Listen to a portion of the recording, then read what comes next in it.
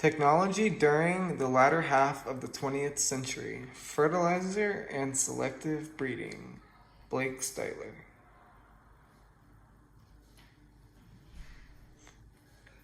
Nitrogen-based fertilizers. After World War II and throughout the 1950s, farmers gained access to synthetic nitrogen-based fertilizers as it was extremely cheap, and nitrogen is essential for crops to have a good crop yield. And with the wide-scale use of the Haber-Bosch process, it was possible to synthesize really, really large amounts of anhydrous ammonia, which is a dry form of ammonia, which can be used to make fertilizer and best used for farming.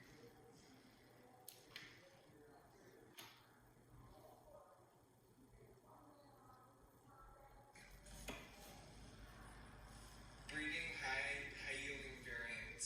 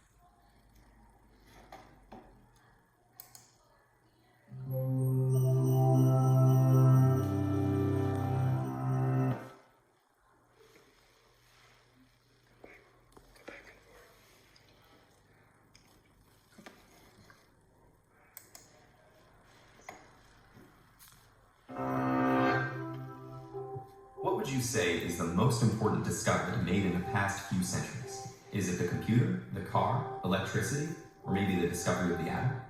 I would argue that it is this chemical reaction. A nitrogen gas molecule plus 3 hydrogen gas molecules gets you 2 ammonia gas molecules.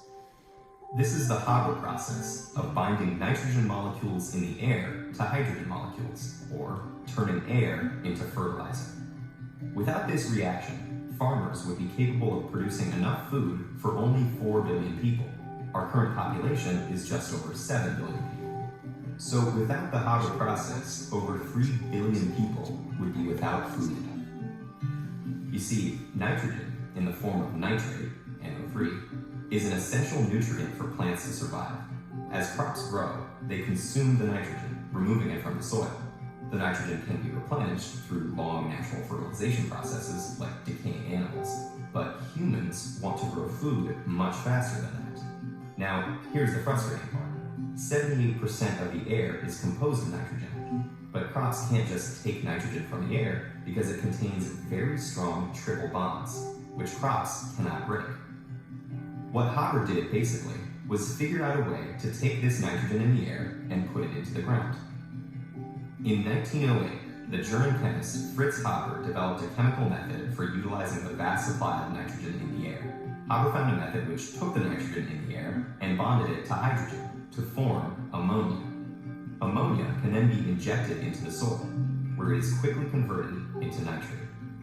But if Haber's process was going to be used to feed the world, he would need to find a way to create a lot of this ammonia quickly and easily. In order to understand how Haber accomplished this feat, we need to know something about chemical equilibrium. Chemical equilibrium can be achieved when you have a reaction in a closed container. For example, let's say you put hydrogen and nitrogen into a closed container and allow them to react.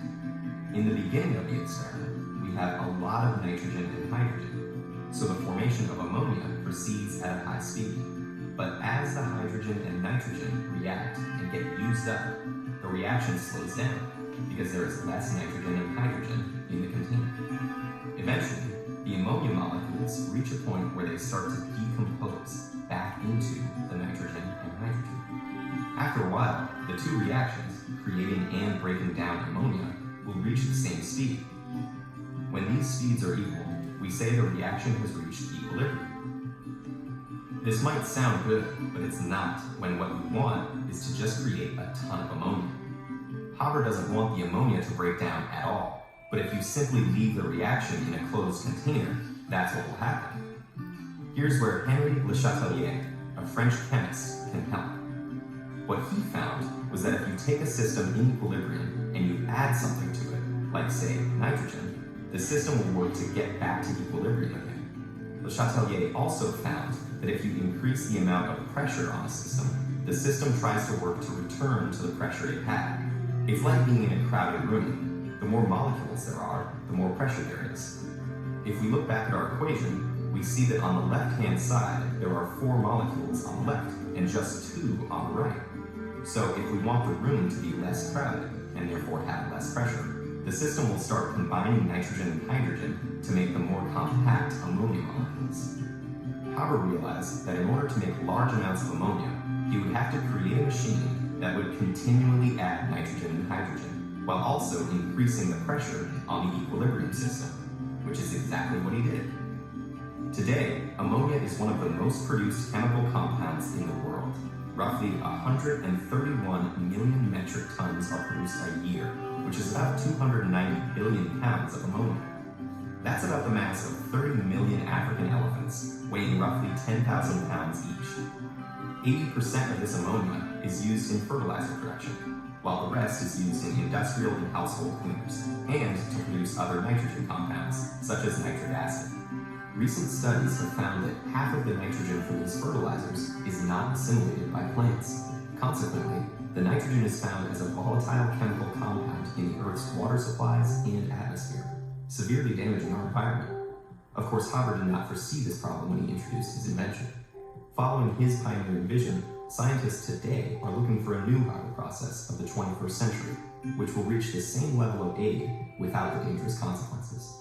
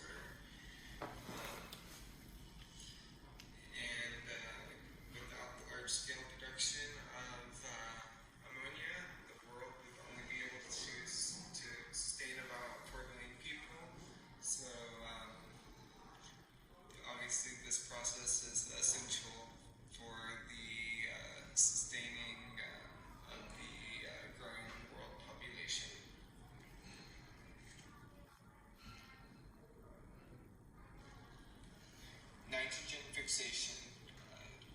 Here is a chart that shows the nitrogen cycle. So there is atmospheric fixation, biological fixation, and industrial fixation, which is the fertilizers. And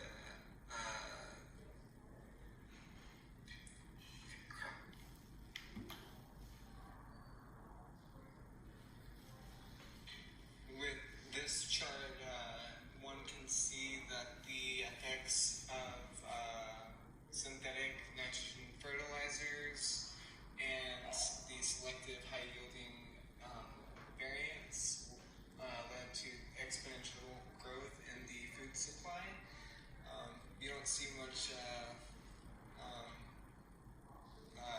growth in the first half of the 20th century, but once those two technologies were developed, you see massive growth between 1960 and through the 1980s. And the Green Revolution kind of concludes in the 1980s, and then it gave birth to technologies related to packaging and things like genetically modifying organisms or GMOs are going to be an essential thing to the future. Thank you for listening and have a good one.